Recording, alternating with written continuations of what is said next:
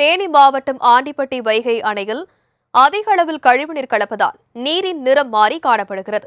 இதுகுறித்து கூடுதல் விவரங்களை எமது செய்தியாளர் அசோக்குமார் விவரிக்க கேட்கலாம்.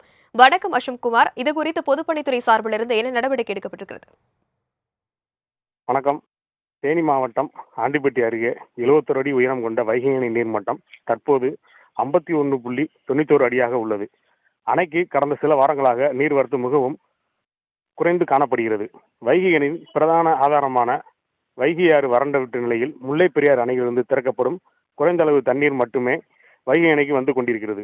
நீர்பிடிப்பு பகுதிகளில் கடந்த 2 மாதங்களாக மழை பெய்யவில்லை. இந்நிலையில் வைகை அணையில் தேங்கியிருக்கும் தண்ணீர் பச்சை நிறமாக மாறி உள்ளது.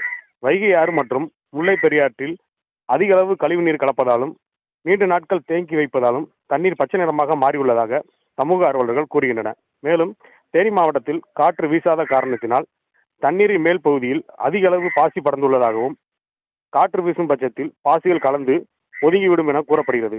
வைகை அணை நம்பி 5 மாவட்ட மக்கள் உள்ளதால் ஆறு உள்ளிட்ட நீர்நிலைகளில் கழிவுகள் கலப்பதை தடுக்க அரசு நடவடிக்கை எடுக்க வேண்டும் என பொதுமக்கள் மற்றும் சுற்றுலா பயணிகள் கோரிக்கை விடுத்துள்ளனர். விரிவான விவரங்களுக்கு நன்றி அசோக்குமார்.